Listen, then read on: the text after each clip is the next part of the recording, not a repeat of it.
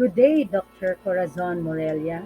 I would like to share with you our topics that we have discussed during our group discussion.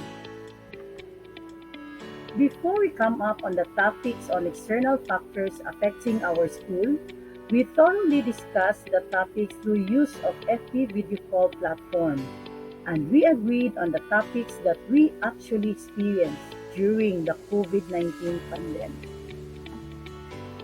When World Health Organization declared the COVID-19 outbreak as pandemic on March 2020, there were a lot of restrictions, lockdowns implemented due to massive increase of infected individual and number of deaths. However, the ASEAN countries discusses on the key education related measures that they have to adapt in this pandemic. If not given a chance to find ways that will lose the learners opportunities for learning and growth, and so they must not also be deprived for healthy condition. Furthermore, the closure of schools and universities which increases the inequality in human capital development. And that is why most of our education institutions have to shift in-person classes to online learning. There are just few factors affecting the school in the COVID-19 pandemic. Again, hello everyone. I would like to present to you our group discussions on the common external factors affecting our school, especially in the midst of COVID-19 pandemic. Our group agreed and have had experience on the following factors. First, on technology infrastructure.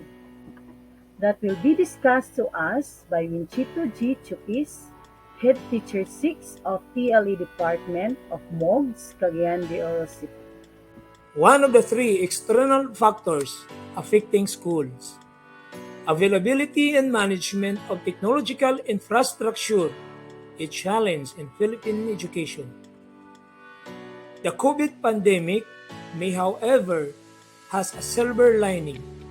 It provides an unprecedented opportunity for the education sector to make use of technologies, to upgrade its educational mode of delivery and transfer its attention to emerging technologies, to ensure curriculum and education practices are responsive to the needs of learners and communities in the changing world. Bridging the gap in digital divide. The sudden shift from in-person classes to distance learning modalities caused by the pandemic caught all nations' educational system off guard. As the lack of access to computers, gadgets, and the slow-paced internet connectivity poses considerable challenges for many learners, especially in the Philippines, where more than 50% of learners are residing in rural areas. How did the pandemic impact Philippine education? Internet access is a huge challenge. In urban areas, teachers can give lessons over video conferencing platforms of Facebook Live, but 52.6% of the country's 110 million people live in rural areas where unreliable connectivity, and it does not come cheap either. Research from cybersecurity firm Surfshark found that internet in the Philippines is among the least stable and slowest, yet the most expensive of the 79 countries surveyed. Internet assumes that the user has a device, but in our country, that is not given. Private polling firm Weather Stations found out that just over 40% of learners did not have any device to help them in distance learning. Of the rest, some 27% were using a device they already own, and 10% were able to borrow one. But 12% had to buy one, and with families spending an average of 9,500 pesos per learner. To put into perspective, That is more than half the average monthly salary in the Philippines. Some of them don't have cell phones because we're in public school, we cannot demand that they buy phones, as one teacher says. They do not have money to buy their own food, and they are going to buy cell phones for learning. Which is more important to live, to eat or to study? This is the digital divide, a big challenge for the education sector. Government do what they can help. Earlier this year, the Customs Bureau donated phones and other gadgets it had confiscated to the DepEd for distribution to needy students, but it is a drop in the ocean. However, President Duterte ordered the entry of the third telco company, Dito, with a marching order to increase the internet speed up to 100 Mbps, thus significantly improving the services because the two competitors, Globe and Smart, were forced to upgrade. Just recently, the entry application with Starlink of Elon Musk started already as the fourth player. Public schools recently initiated the upgrade of its information communication technology ICT sector by providing training to teachers and by installing Wi-Fi system to its campuses. Institutionalizing e-learning hubs in schools managed by well-trained faculty members is the recent development. Access to these e-learning hubs is still limited considering the big enrollment in government schools. On the part of DepEd management, the build-up of technological infra is a good thing to happen, but still a long way to go. With fingers crossed, we in the DepEd family is hoping that more positive developments are coming. It is better to hope than to lose faith. Second is family relationships and community restrictions. To be discussed to us by Ana Lu Zaballero, Teacher 3 of Lumbo National High School, Lagunglong, Misamis Oriental. We all encounter stress and anxiety throughout our lives as a result of trying circumstances. The COVID-19 has caused us to face a variety of difficulties, such as isolation, monetary and employment uncertainties, as well as disturbances to our daily lives. Some problems like this one are beyond our control. It is more important than ever to find solutions to keep both our bodily and mental well-being. Families in Lumbo, one of the barangays in the district of Lagunglong, mostly only make a living from farming and manual work. Families encountered numerous difficulties throughout the outbreak. They experienced financial hardship due to the loss of a job, a decrease of income, a lack of resources for childcare, and problems of transportation. Children opted to choose a modular distance learning program since there is no face-to-face classes in which parents and or other family members will take care of the learner's requirements in the absence of the teacher. Although the teacher does occasionally check on the learner's requirements and activities during the pandemic. However, supporting their children's learning is a task that parents must face. Nonetheless, it cannot be denied that some of the parents are less likely to be illiterate or even struggle with writing. Evidently, this frustrates them. Some of them simply returned their modules with no answers, while others simply allowed someone else to respond.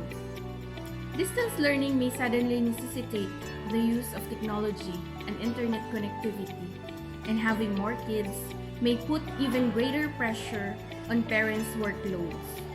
Teenage pregnancy then has surged as a result of pandemic when many are just staying at home. The saying goes, if life gives us lemons, let us make lemonade. COVID-19 has both positive and negative effects on families. Pandemic have long-term effects on our mental health. However, forcing families to spend time together while participating in stay-at-home, work from home, and online learning may have good effects on the family. They are dealing with disparate situations that have put many of their fundamental requirements for protection and security in danger. The pandemic does, however, provide us with a silver lining that can let our resiliency shine through and teach our kids how to make the best of even the toughest circumstances. Even though we may not always have control over our surroundings, we do have influence over how we choose to respond to them. During pandemic, families deals with challenging situations. However, I have also seen a lot of families,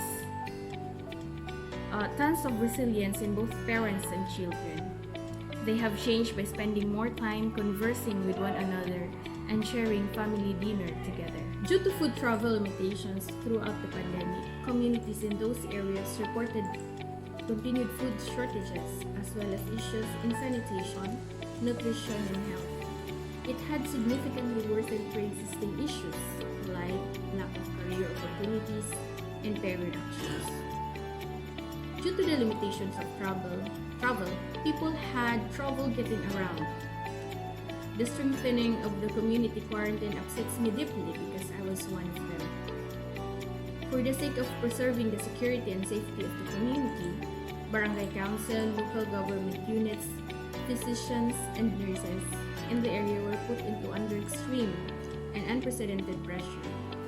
On the later part of the session, teachers, parents, and other stakeholders collaborate to offer the finest opportunity to satisfy the requirements of the kids.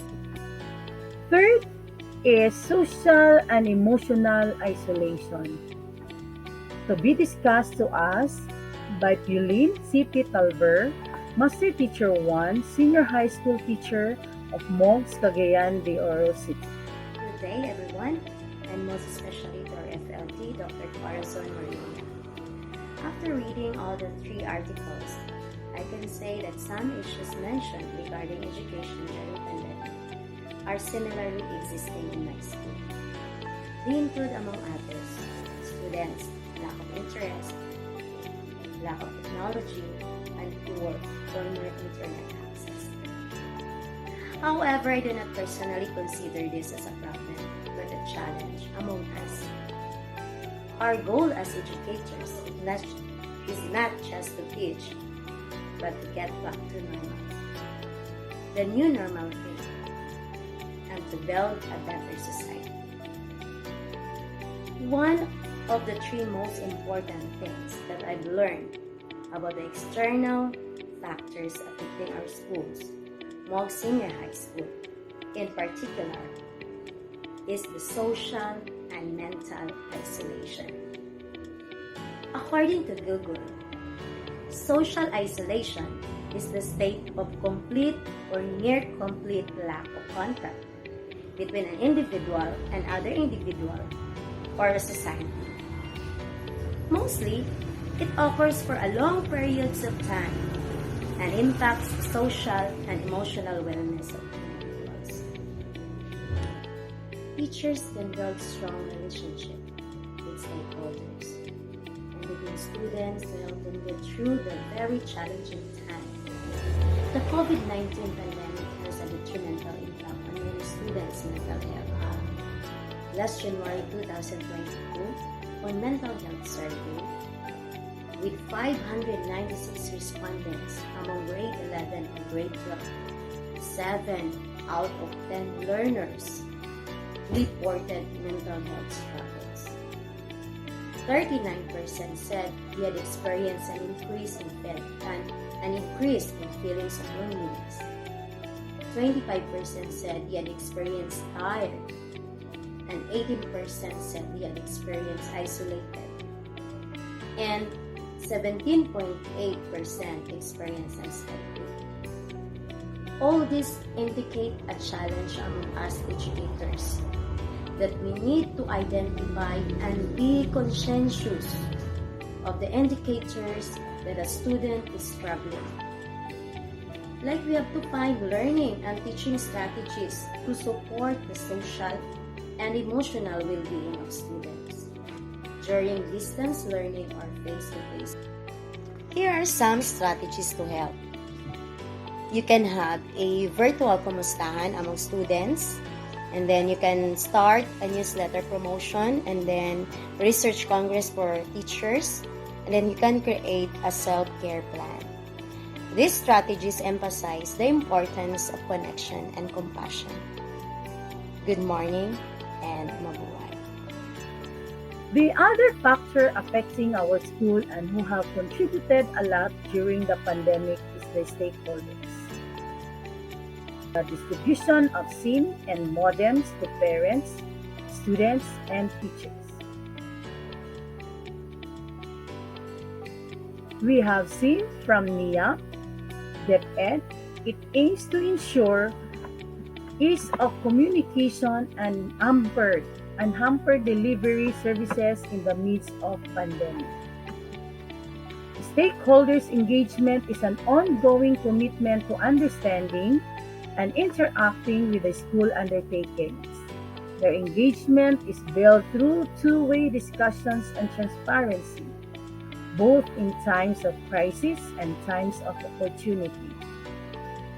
They help invested in the welfare and success of a school and its students, including administrators, teachers, staff, members, students, parents, families, and community members. Even though COVID-19 pandemic has caused a lot of disruptions across all sectors of society, and even in the education sector, social, emotional, and economic crisis raised to its level that many have fallen into depressions. Unwanted pregnancies, child labor, and families were disrupted too, due to loss of income and anxieties. But we are still positive to continue working with changes, especially in the proliferation of e-learning platforms and use of modules or blended learning platforms. Therefore, COVID-19 acts an agent of change. It challenges our flexibility and adaptability as a school head and as an educator. We become more catalysts of change, an opportunity to be more innovative and creative as well. This is also the time of bridging the learning gaps between parents and learners, technology to teachers and learners.